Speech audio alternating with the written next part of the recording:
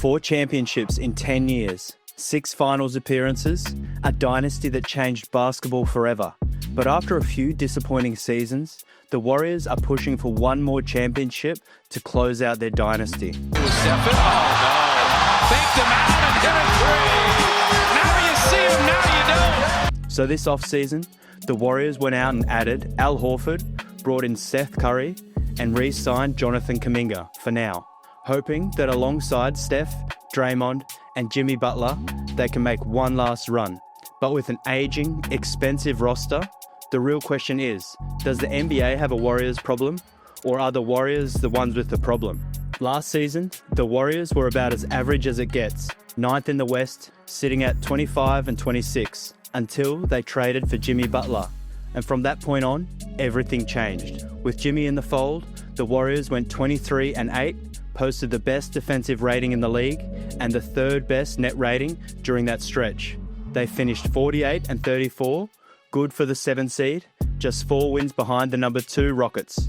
In the play-in, Curry and Butler carried the Warriors past Memphis, then knocked off Houston in a brutal 7-game series. But in the conference semi-finals against Minnesota, disaster struck. Golden State stole Game 1, but Curry strained his hamstring, missed the next 4 games, and by the time he was eyeing a Game 6 return, it was too late. The Wolves closed it out 4-1. So, while the Warriors fell short of the conference finals, they proved something. This team is still dangerous. With Curry, Butler, and Draymond, they're a few pieces away from being a real contender. The problem is their championship window is closing fast. So going into the offseason, the Warriors had a few issues to sort out. First, figuring out Jonathan Kaminga's future, whether that meant re-signing him or using him as a trade chip. Second, finding a reliable 3rd scorer, because once Curry went down, the offense completely dried up. And third, fixing the lack of front court size, whether that meant a floor-spacing big man or an actual rim protector. Basically, the plan was simple: make one last push for a title while Steph, Draymond, and Jimmy are still elite. But it didn't exactly go smoothly. A week into free agency, social media roasted them with graphics that showed every team's moves except Golden State, whose logo sat empty with 0 names attached. They were the only team in the league that hadn't done anything. It took 91 days after free agency opened before they finally made a move, re-signing Gary Payton II and giving 2nd rounder Will Richard a standard deal. From there, things picked up. They closed out the summer with Al Horford, Seth Curry, and DeAnthony Melton all joining the roster, and Kaminga's contract stalemate was finally resolved. So here we are, just weeks away from a new season, with a Warriors team that didn't exactly retool with precision, but did just enough to piece together one last run. Now, re-signing Gary Payton was huge for a team that still intends to play some defense. And then, of course, there's Kaminga. The Warriors won the stare down and got a deal they have to be thrilled about. But we already know what Payton brings. We know what Kaminga can bring. The real swing factor is the 3 new additions, starting with Al Horford. On the drive, he kicks it to Horford, 3-pointer on its way, and down it goes again! Al Horford! Now, Steve Kerr has been searching for a true floor-spacing big man for a while now. It's why the Warriors trade Dario Saric, drafted Quinton Post, and why they had been linked to Horford all off-season. And for good reason. At 39 years old, Horford may be the oldest player in the rotation, but he still played 60 games for Boston last year, giving them 9 points, 6 boards, and elite spacing from the 5. He's the definition of a modern big man. He can stretch the floor, defend multiple positions, run handoffs, and pass like a guard. What makes him especially valuable in Golden State is how his shooting offsets the lack of spacing from Butler and Draymond. He's a career 38% shooter from 3, and sharing the floor with Curry should push him closer to that 40% clip he had in Boston 2 seasons ago. Add in rim protection, smart passing, and playoff experience, and it's exactly the profile the Warriors have been missing. The downside is obvious: age and durability. Golden State is rolling with a platoon of unks, and Horford is the oldest. Even if he's healthy, you'd probably pencil him in for 12 to 15 missed games. But his game has never been about athleticism. He's playing 25 minutes a night, making the right reads, hitting open threes, and protecting the rim when it matters. If he stays healthy and knocks down shots at his usual rate, this could look like one of the smartest late off-season moves in the league. If not, and the Warriors can't contend anyway, it'll go down as a desperate roll of the dice. That said, last season made it clear the Warriors needed more perimeter shooting off the bench, so they went out and added another Curry, Seth Curry, an 11-year vet. Seth has played for 9 different teams, but everywhere he goes, he shoots the lights out. Just last season in Charlotte, he led the NBA in three-point percentage at 45.6%. He's not expected to have a major role heading into the year, but injuries always test a team's depth, and his presence gives Kerr the option to roll out some of the most spaced out lineups in the league. And of course, it doesn't hurt that he's Steph's little brother. The final addition is a familiar face in DeAnthony Melton. He only played 6 games for Golden State last year before a torn ACL ended his season, and then he was shipped to Brooklyn in the Dennis Schroeder deal. But in that tiny sample, the Warriors went 4-2, and Melton looked like a seamless fit, putting up 10 points a game, shooting 37% from deep, and playing the kind of defense they'd be missing.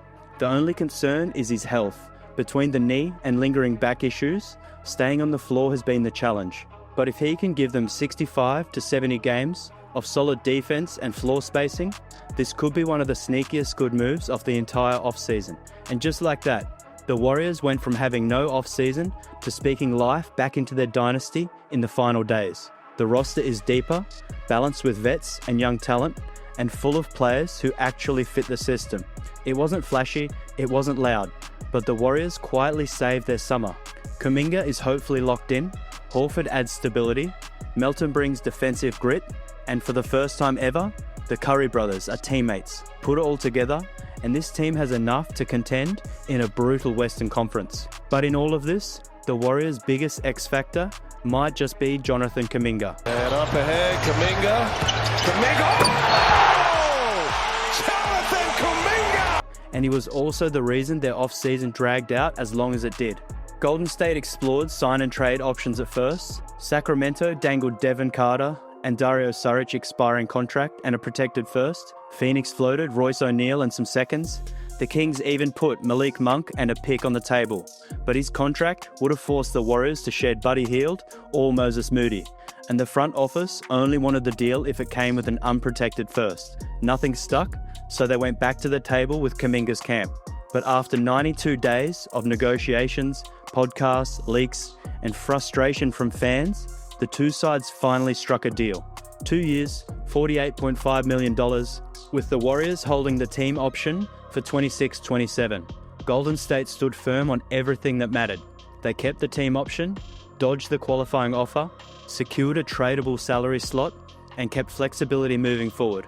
And with Kaminga waiving a no-trade clause, the message couldn't be clearer. The Warriors see him as an asset, not a cornerstone.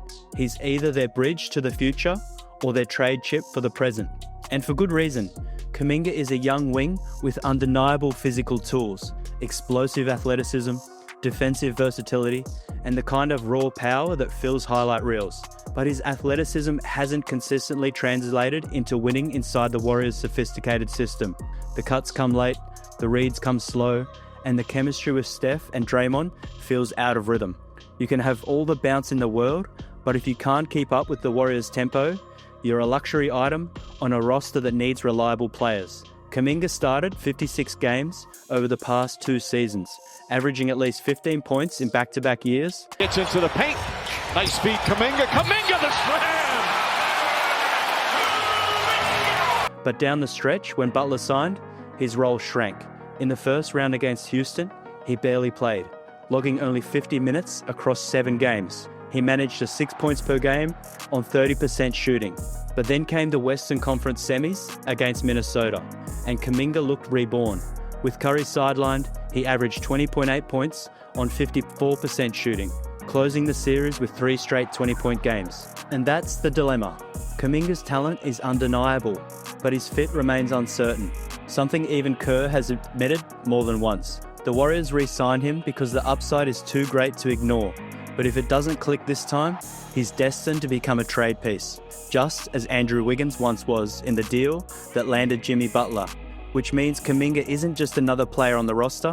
He could be the bridge to Golden State's next era, or the final bargaining chip of a dynasty on its last breaths. Now with all of that, the Warriors' 25-26 roster has finally come together, and their depth chart tells the story of a dynasty trying to survive on borrowed time. The core is as decorated as ever: Steph Curry, Jimmy Butler, Draymond Green, and Al Horford, but also as old as ever. 4 starters over 35, with Horford pushing 40, and in the NBA, that doesn't just mean experience, it means declining athleticism, longer recovery times, and the constant risk that one injury could derail the entire season. Plus, on most nights, Golden State will be undersized, leaning on a small ball spacing and hoping that shooting alone can carry them through. It's the same formula that built their dynasty: speed, spacing, and constant movement. But now it comes with a cost. Without real rim protection or size on the boards, they'll be forced to outscore opponents night after night. That makes their margin for error razor thin. If the threes aren't falling, they don't have a plan B. And while the veterans can handle the heavy lifting, the real X factors are Jonathan Kaminga and Brandon Podziemski. Kaminga's athleticism and defensive versatility give the Warriors a much-needed burst of youth, and his growth could determine whether this team has a ceiling beyond just being competitive. Podziemski, meanwhile, quietly turned himself into one of Golden State's most reliable scorers last season, finishing strong down the stretch, hitting 41% from 3 after December, and delivering big performances in the playoffs. If that momentum carries over, Pods could be the consistent scoring option the Warriors desperately need alongside Curry and Butler. The problem is, Golden State doesn't have much room to maneuver. With an $80 million luxury tax penalty and no flexibility under the second apron, their options are limited. Any swing for the fences trade would almost certainly have to include Draymond Green, and breaking up the trio could collapse the chemistry holding this roster together. So, despite all the flaws, the age, the size, the financial handcuffs, this is still a dangerous team, as Curry, Butler, and Green remain one of the most playoff-tested trios in the league. Curry and Green aren't just the longest tenured duo in the league, they're proof that when brilliance is given time to marinate, history gets made. But they're not hanging on to the past. They're pushing to add one final layer to their legacy, and both will have an enormous role to play. Despite defenses selling out to smother him, Curry still hit 311 threes in 70 games last season, his 6th career season with at least 300 makes from deep. No one else in NBA history has done it more than once. His shooting remains the Warriors' ultimate weapon, the engine that tilts every matchup. Last season, Golden State outscored opponents by 299 points with him on the court. Without him, they were outscored by 28. His absence in the postseason was the sole reason Minnesota sent them home. Draymond, meanwhile, remains the defensive heartbeat. At 35, he's still elite, coming off a season where he averaged 9 points, 6.1 rebounds, 5.6 assists, 1.5 steals, and 1 block, and earned his 9th All-Defensive Team nod. He knows his role, executes at the highest level, and sets the tone for everyone around him. Then there's Jimmy Butler. After his mid-season arrival, Golden State went 23-8 before bowing out in the second round. He brought a seriousness, a rugged edge, and a two-way presence that raised their ceiling. Still chasing his first ring, Butler enters this season locked in, ready to complement Steph and Draymond with the urgency of a man running out of time. Add Al Horford to the mix, and the Warriors' projected starting 5 now averages over 35 years old. This isn't a team built on speed or raw athleticism anymore. They're betting on experience, IQ, shooting, and playoff-tested resilience to carry them through. The strategy is clear. Survive the grind of an 82-game season, preserve enough in the tank for April and May, and let the championship pedigree do the rest. And speaking of the Warriors' competitiveness, a chaotic offseason has completely reshaped the Western Conference. Superstars like Kevin Durant and Luka Doncic change uniforms, instantly shifting the balance of power. Between blockbuster trades, headline free agent signings, and savvy draft picks, the West is now a murder's row of elite teams heading into the 25-26 season. Houston became a legitimate contender overnight with Durant's arrival, while Dallas set itself up post-Luka era by drafting Cooper Flagg, one of the most hyped prospects in years. The defending champion OKC Thunder kept their young core intact and looks ready to dominate again. Denver still has Nikola Jokic, the best player in basketball, and the Lakers have doubled down on the Luka-LeBron pairing with a revamped supporting cast. Everywhere you look, there's firepower. For the Warriors, the question isn't whether they belong, it's whether they can keep up. The league is younger, faster, and more athletic than ever. Golden State, meanwhile, is leaning on experience, chemistry, and the brilliance of Steph Curry. If last year's 20-7 post-All-Star break surge and their first-round playoff win over Houston are any indication, there's still staying power here. With Curry, Draymond, and Jimmy Butler leading the charge, Golden State will always have a shot. But the reality is unavoidable. The stars are aging, and health will go a long way in deciding whether this team has one more deep run left in them, or if this dynasty finally runs out of gas. The Warriors roster is built for one last push, but the real question is, can they actually contend this season? Or is the dynasty finally finished? Drop your thoughts in the comments, and don't forget to hype the video up, like and subscribe to see more. And if you enjoy this video, check out one of these ones on your screen now.